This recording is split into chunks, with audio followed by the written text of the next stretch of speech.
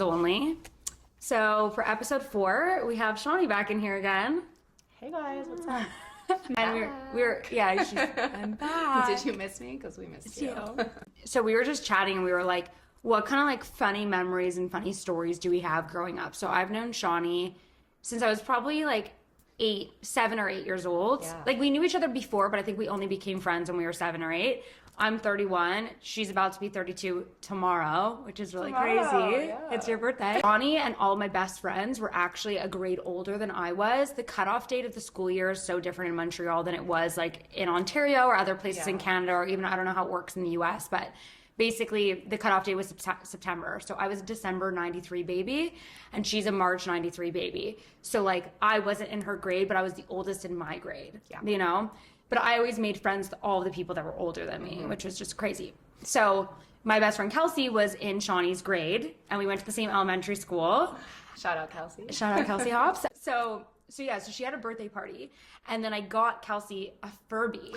One of those Furby dolls for her birthday present. Yeah. And then it was the time when people would open up presents, like right when they were a kid, like in front of everybody. Like I feel like that doesn't happen nowadays. No, I also am thinking back, like I feel like that, like also like maybe we like stuck around like after the party because like I don't remember even back then people just like opening their birthday presents. I remember it. Yeah? Yeah. That's a lot of pressure.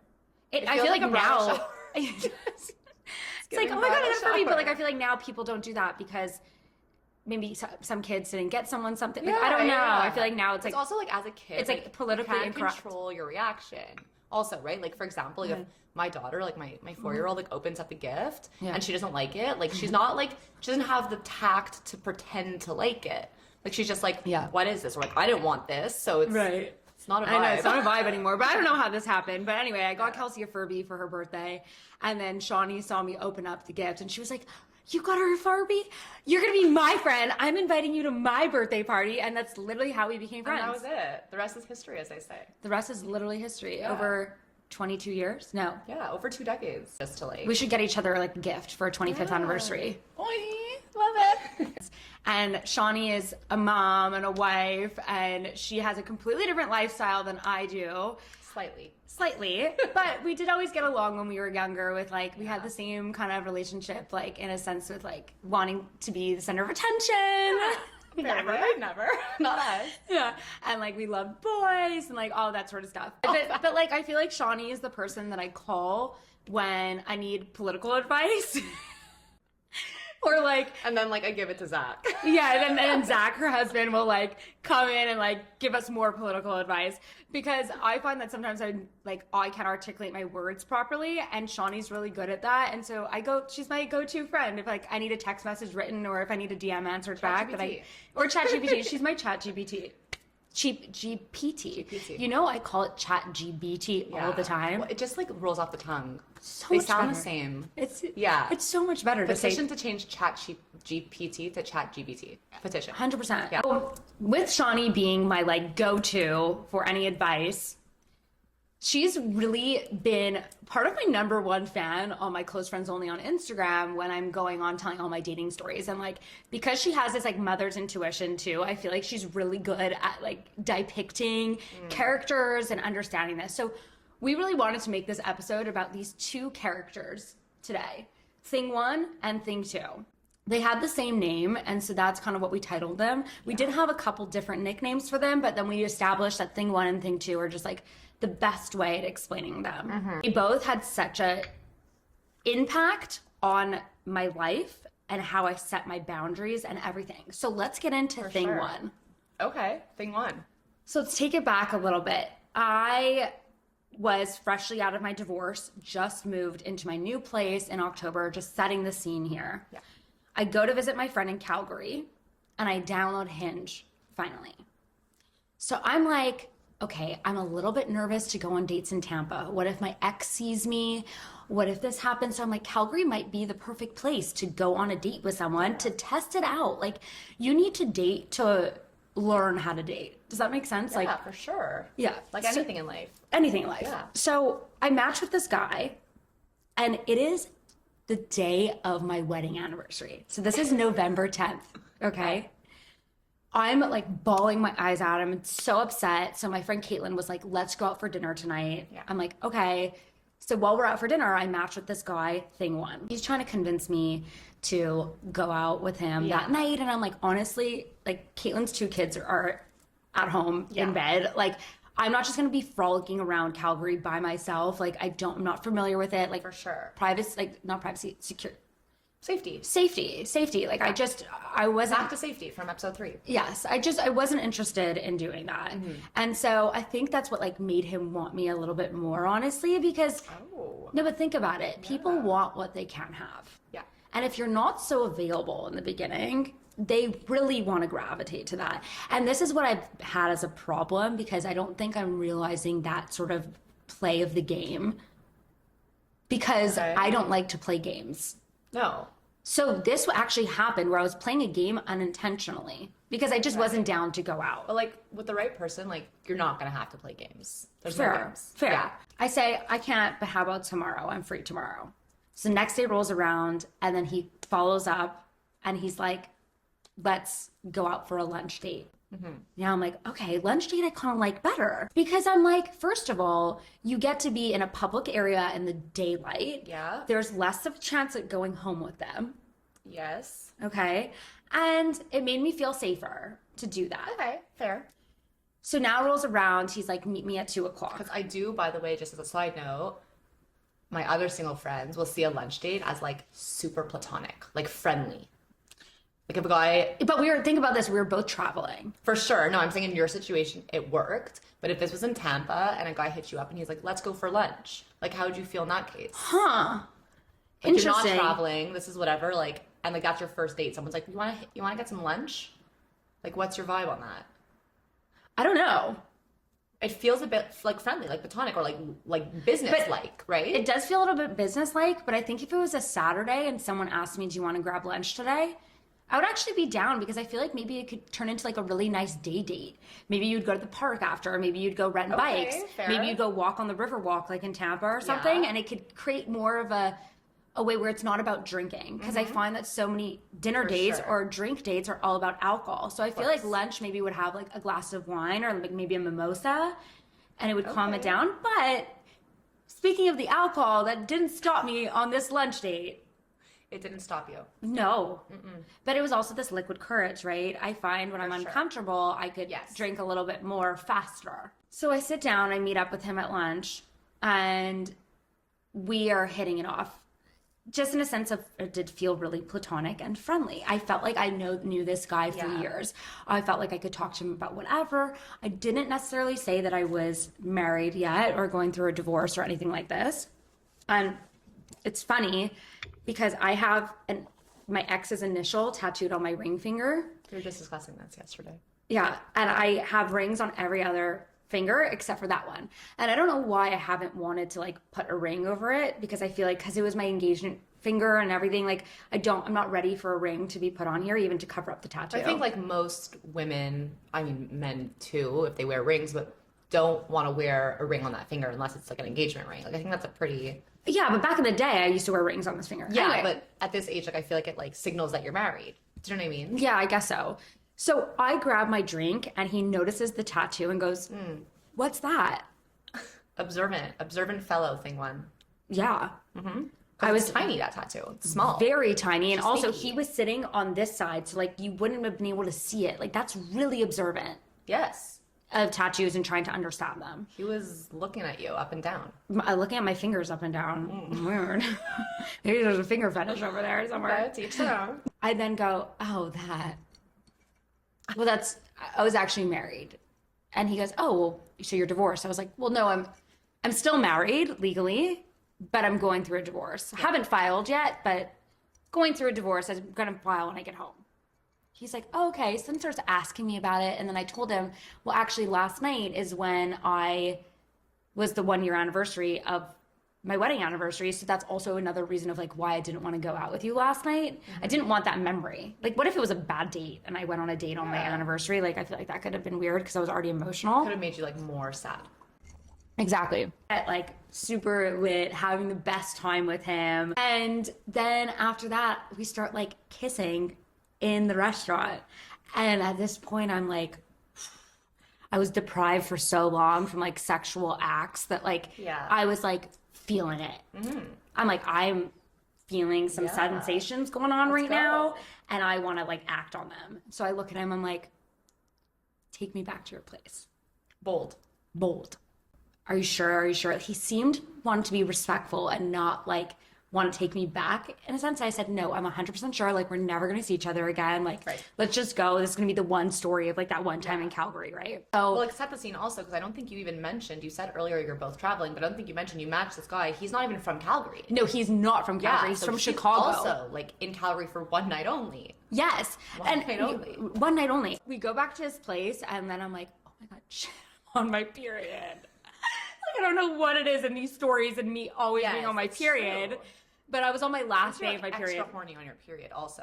Yeah, but I was also horny because I was like deprived and haven't been having sex for like a really long time. It was a perfect storm of horniness. Yes. I'm like, okay, it's the last day of my period. I tell him, he's like, oh, I don't care. And I'm like, oh, okay. Like, that was new for you. That was new for me because the first guy that I slept with on my period in like years. Anyway, so we like have the greatest time. Like, honestly, I was like, felt so comfortable, felt so like attractive. I felt so loved in a way. Like, obviously it wasn't love making, but like there was something about it that it cured my soul.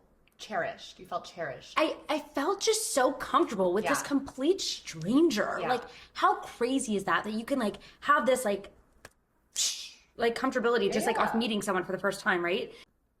Then afterwards, he went to go take a shower. I got back on like my clothes, whatever. He was going to the hockey game that night.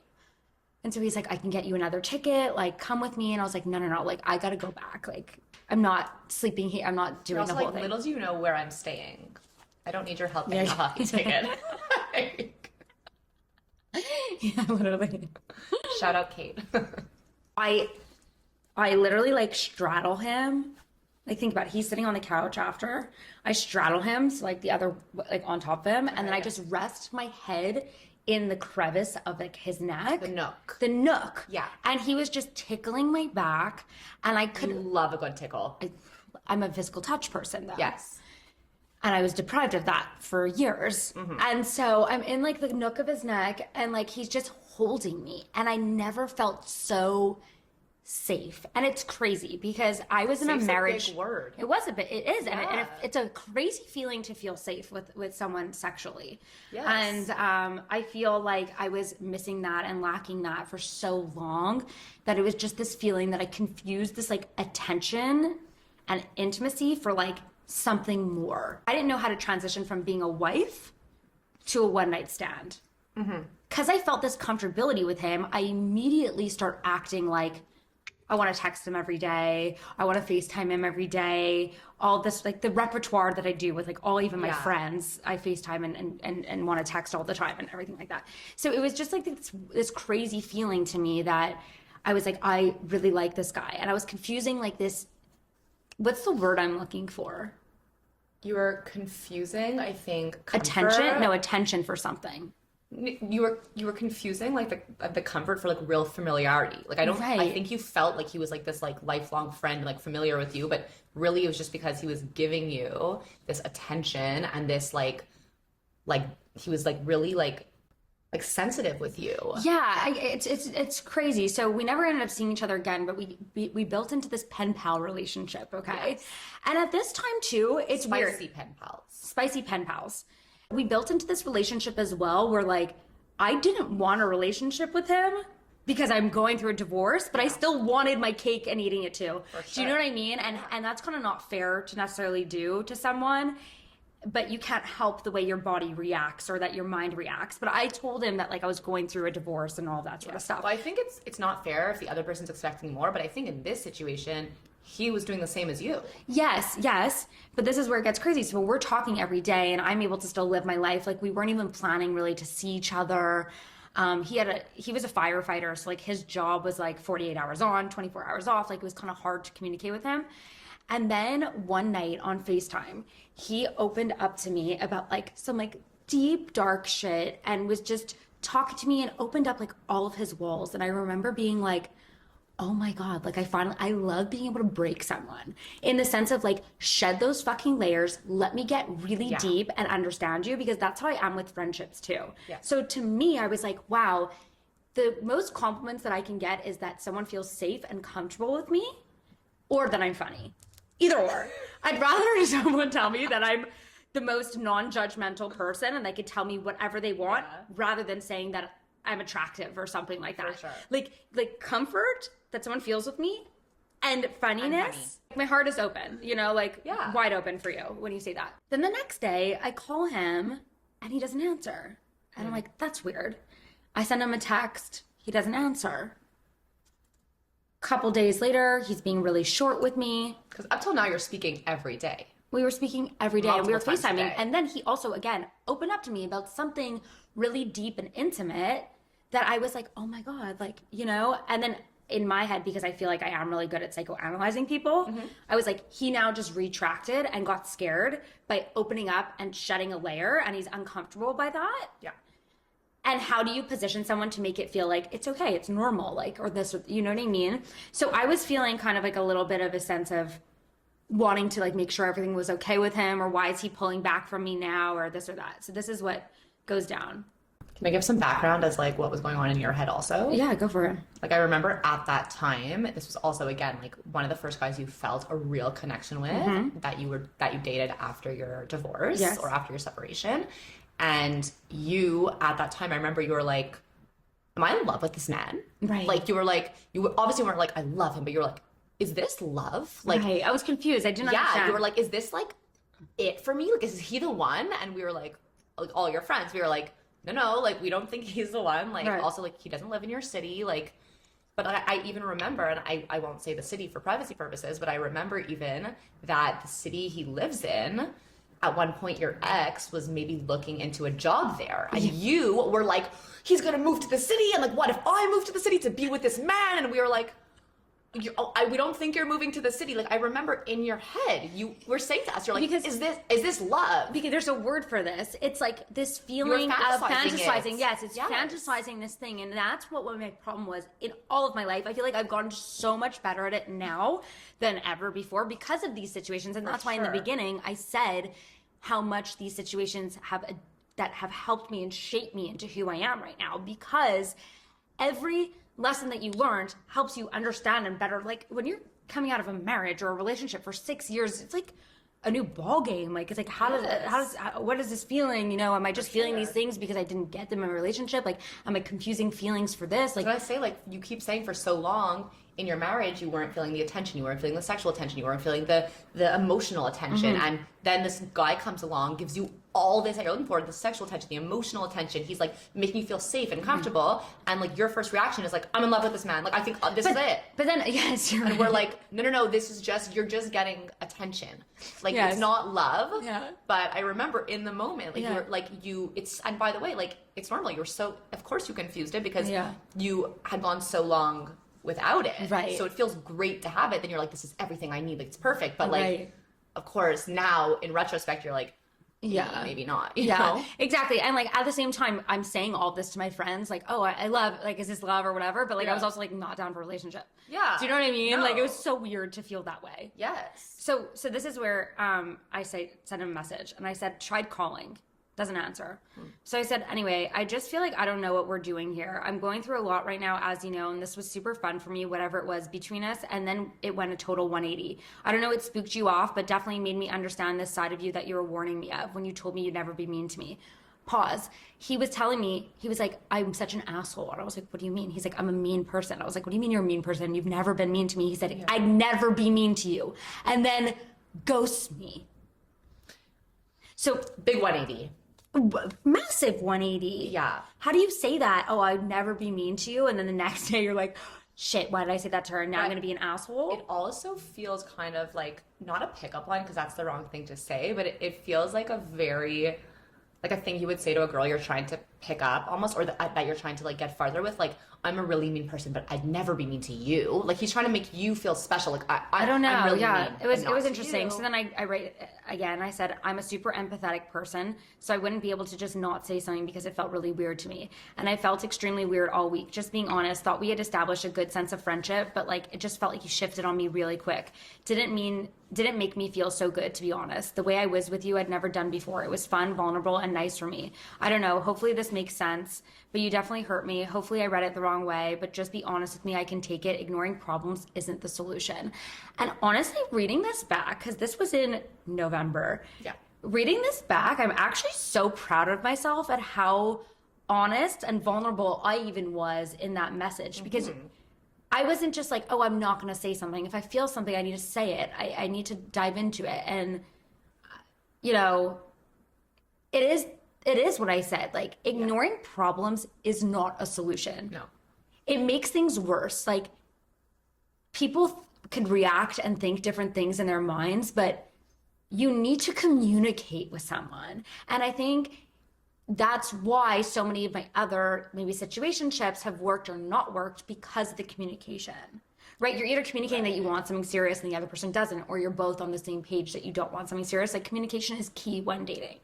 Yeah. So even when not dating, like we were saying it last episode, that ghosting is even when you go on one date with somebody and nothing happens. Ghosting, like, it feels crappy when you're on the other end of it. Right. But this, you guys have been going back how many weeks? You guys have been going back and forth. We were definitely going back like 3.5 weeks at this point. Yeah, and you were talking every day, FaceTiming, like every day. So it was more than just that one date. And then like you really did feel like he owed you like an exit, like he owed you closure, because it was almost a month that you guys were going back and forth. Like, and also you just opened up to me about like really like deep stuff. So then he finally writes me back and he goes, I'm very happy at what happened, and yes, I think we've established a good connection and friendship. I just feel it's happening very fast as well, and I'm nowhere near ready for a relationship right now, and I feel like it's going in that direction. Yes, do I want to see you again? Yes. Do I have other things going on? Yes. So if it happens, it happens, but I truly don't want to get your hopes up, which is why I distanced.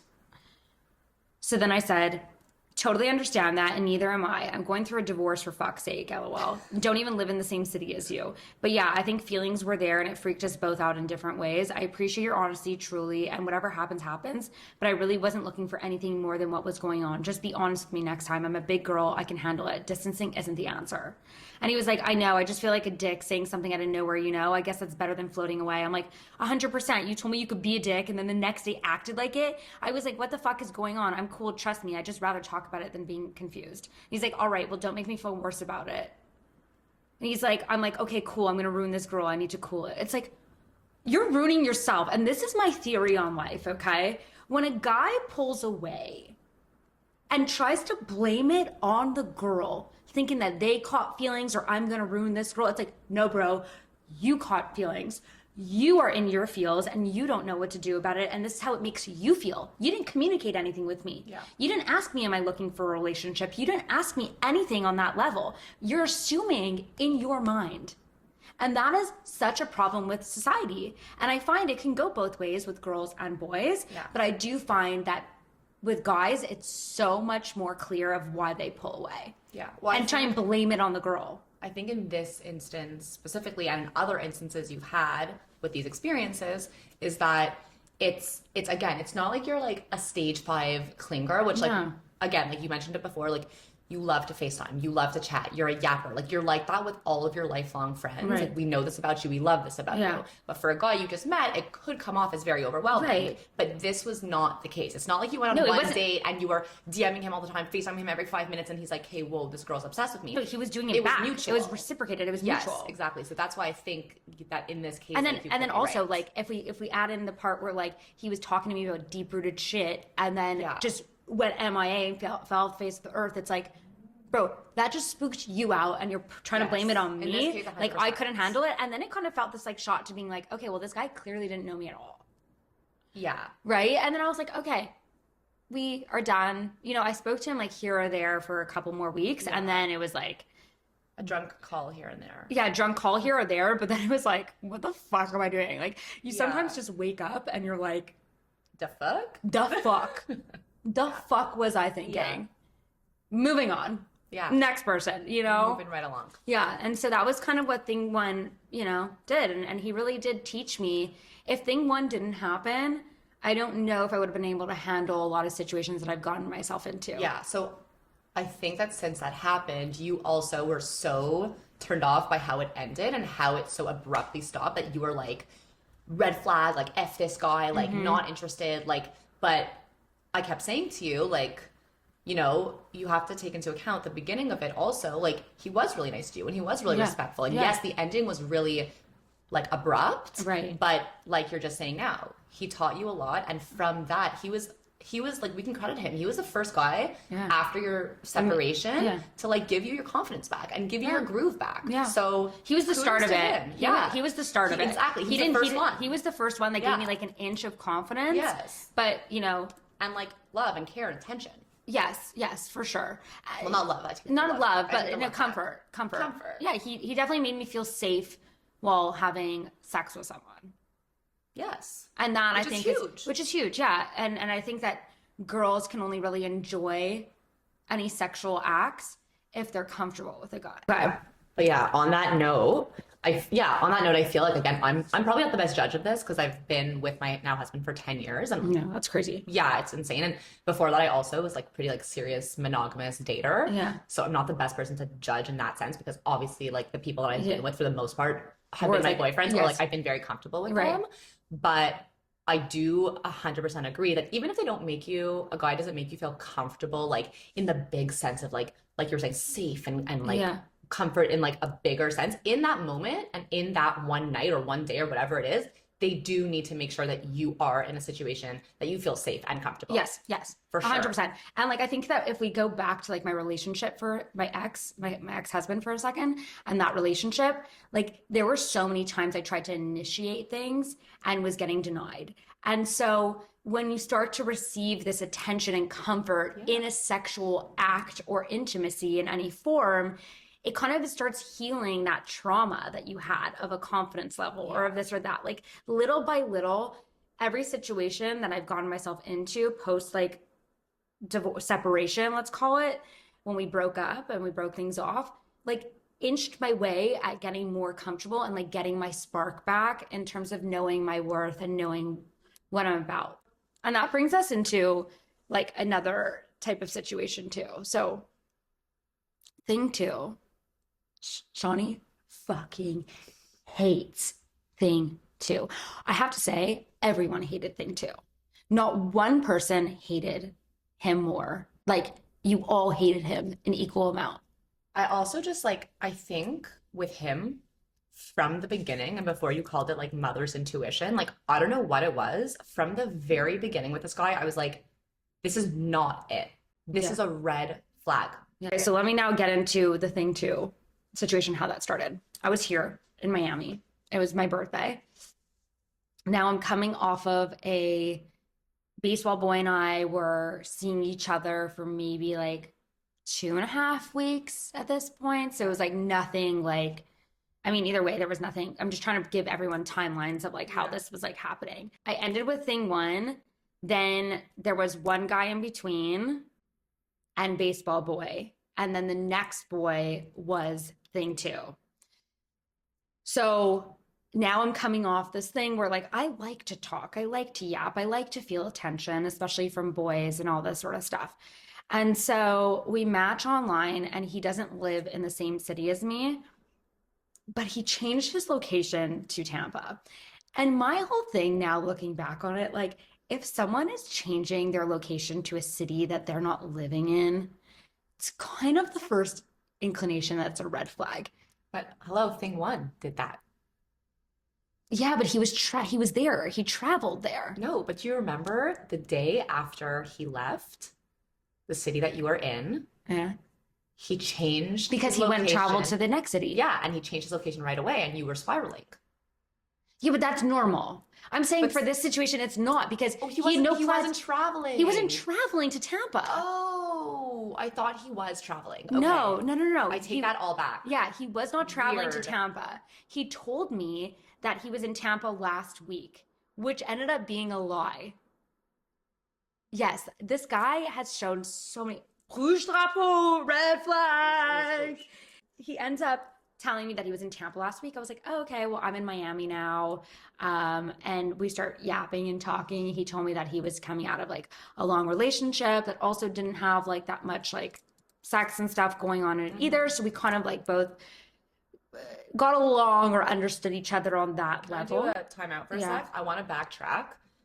I'm curious, as somebody who's not single, what is the point of changing your location to somewhere that you are not? Like, what would be the point in that?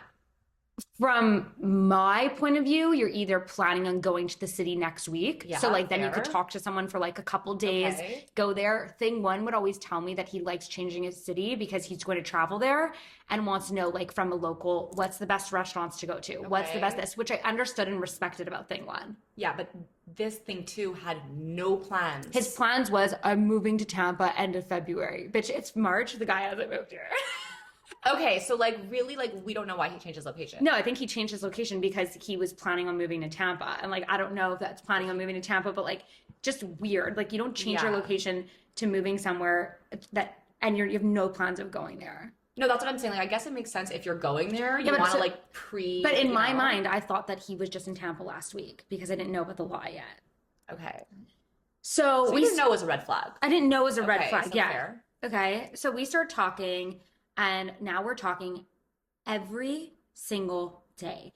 FaceTiming here or there, but literally in a full blown texting and like Snapchat relationship. Also, I feel like if someone's over the age of 30 and like Snapchatting girls, it's maybe a red flag.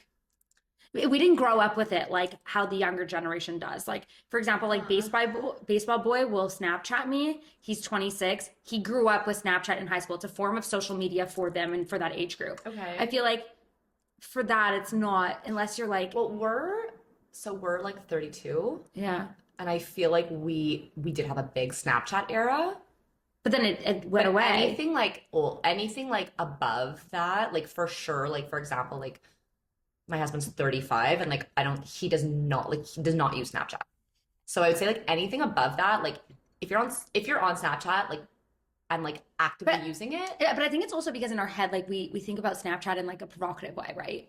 Like people would send something. Yes, when and we used it, it was like literally meant as like a way to like send like a secret sneaky message that would like disappear. No one could find it. Right. It would alert you if there's a screenshot. I don't even know if it still does that. yeah, Like, it does do that. Okay, so it was like it was a sexting app. Mm-hmm.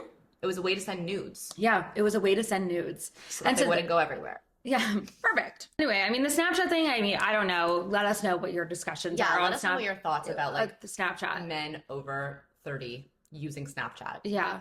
And like, I get it if you're sending, like, I send my friends like funny ass shit on Snapchat Yeah. because we have groups. But like, anyway, I didn't use it the entire time I was in a relationship. For you, you're like, the more forms of communication I could have with my friends, the better.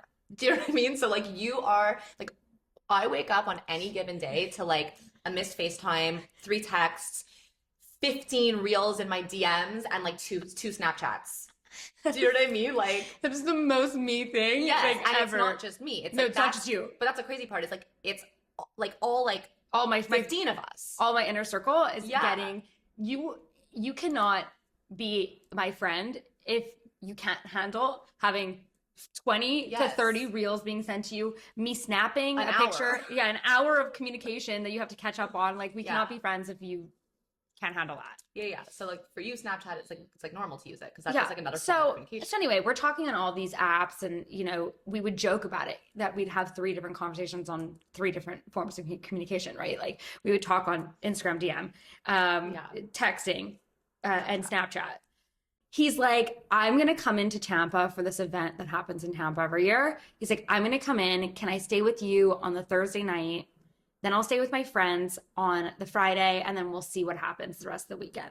And I was like, okay, he's coming. He's coming. And again, just like thing one, I was really feeling this like, oh my God, I now have the emotional side of it before the sexual side, right? You're building up this. Well,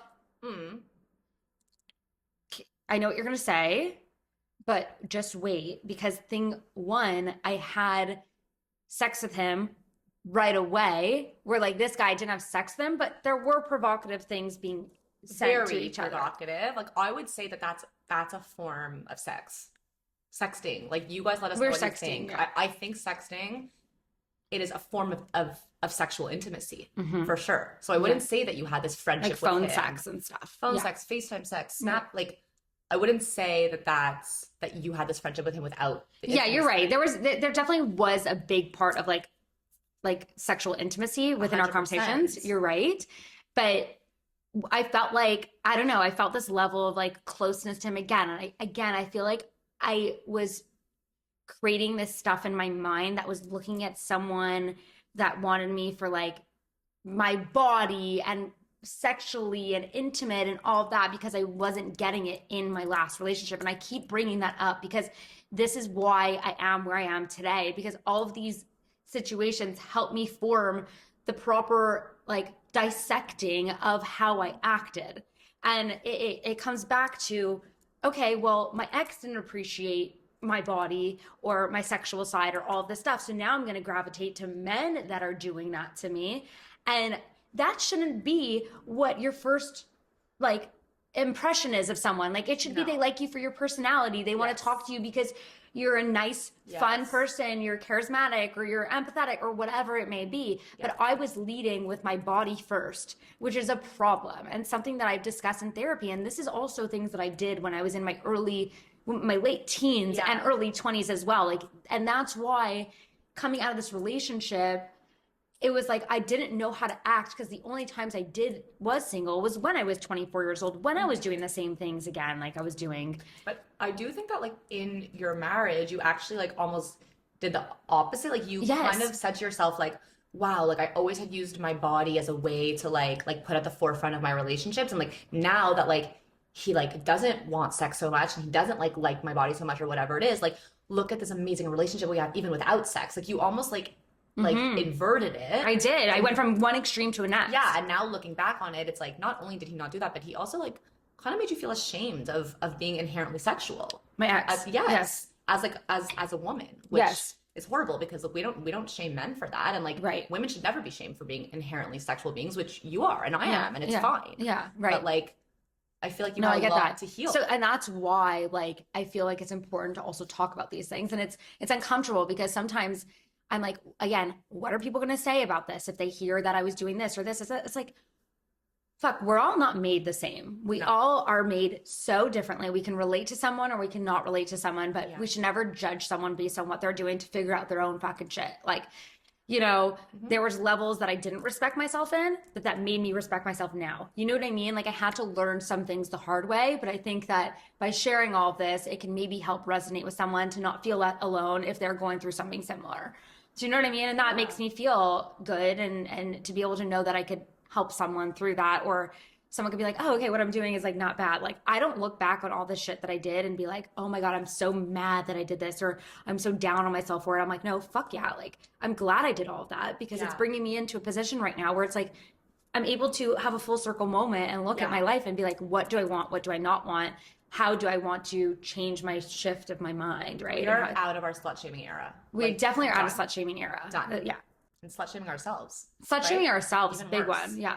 Now brings us into kind of when he comes to visit. So he comes to visit me, and I pick him up from the airport on Thursday night late. We go out for dinner late, like 10 o'clock. And then we go back to my place, and immediately we have sex. Yeah. Now, I did not feel with him like I felt with Thing One or Baseball Boy. Or even the other one in between. Or the other one in between. I faked my orgasm. Okay? And I don't know, now I don't think I could do that. I think I could be honest with someone and be like, no, I didn't have one, you know, or whatever. Yeah. But I did to try and like better maybe the situation or whatever it is. Yeah. And so again, you were people pleasing. I was people pleasing. Yeah. And so when he left the next morning, I tried to sleep with him. We slept together again. I tried it again to see like maybe if this is going to be better or whatever it is. And it's so interesting to me because we built up so much of this sexual tension, right? And then when it happened in person, it wasn't there for me. But I also believe it wasn't there for me because I was comparing it to Baseball Boy. I think we can just call it like it is. The sex was mid. It was mid. It was mid. Regardless of any of your other experiences. Like, if he didn't take care of you and you had to fake it, like, I would not even say that's mid. Right. That's like, that should be like the like bar at the bottom. Yeah. You know? Yeah. So I left and I get on Close Friends Only, and everyone's so excited to hear like my debrief of the situation. And I get on and I'm like, I just feel like strange. Like, I was like, this is a strange feeling for me. Like, I felt like I had this connection with him and it wasn't really there in real life. And I just was like, yeah, it was mid, it was whatever. And I was nervous about seeing him on the Saturday, because now I'm like, okay, well, now I'm seeing him, meeting his friends, everything like that. I'm a little like nervous. The one thing I will give him credit for is he did just feel like a friend. So you know how we've been saying that like I've had this friendship with people and all that stuff. I just kind of strictly found the friendship with him, and I felt like I was able to talk to him about whatever because I didn't really care. Okay. And I was able to bust his balls. He was able to bust my balls. And I kind of like shooting the shit with people. Like, I do like doing that. And so we had definitely a really strange relationship like that. And I was also confusing that for maybe having feelings for him because I was able to do that with someone, but then I wasn't enjoying the sex. So like, that was interesting. So then comes along the day that we have tickets to this event, and I meet two of his friends who like I loved, and I had like the best time with them, honestly. And I ended up doing chocolate mushrooms this day. Okay, at this event.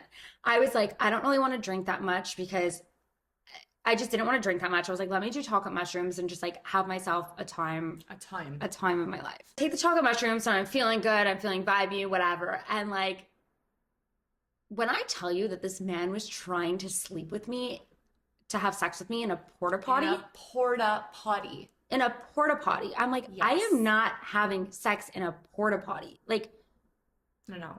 And he would like, I'm like, there's a video. Gagging thinking about that. No, there's a video where like, I was like, you know, high on shrooms being like, like, you know, like loving my life. And he was like, you're not going to fuck me in the porta potty? Like I have literally a video. That video gives me nightmares. No, I literally have a video. When you sent me that video, that was the nail in his coffin for me. And I'm sitting there like looking up and I'm like, you know, like heart eyes for him. I was like, snap out of it. Yeah, like what the fuck is going on with you? And he was like berating you a bit. Yeah, a bit. When you said no.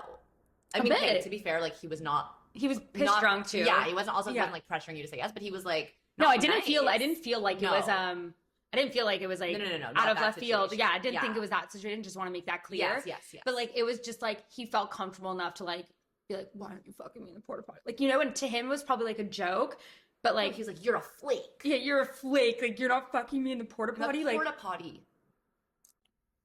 Weirdo. Okay. Yeah. But then what happens is like, now I'm having a good time. Like, now I get a little bit drunk and I'm a little buzzed from my chocolate mushrooms. And now I'm like feeling like sexual of it. Before we decide to go back to my place, he looks down on his phone and then he goes, where's Amso? And I go, Amso? Who's saying that? And I like peek over at his phone and I see this girl named like, let's call her Emily. Okay, just in case. Let's just call her Emily.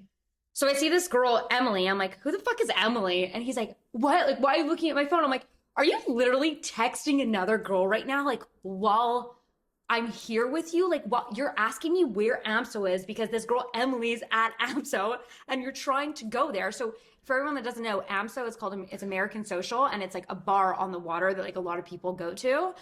And I'm sitting there like, is this man for real? So I look at his friends and I'm like, is this man like fucking for real? And I'm like, don't confuse my kindness for weakness. That is a big thing for me. I'm cool. We're not together or anything like that. If you want to go on flirting with a girl or texting, like, that's fine. It's normal when you're dating, but like, don't be doing it in front of me. No. Another red flag. Like that's like not even a red flag. Like I don't even know where to put that. No, it was just a weird situation that happened. Yeah. So then we all go back to red flag. So then we go back to my apartment with his friends, and he puts his phone on like the charger, which I have like the MagSafe charger that just like sticks up. And then I see Emily calling him.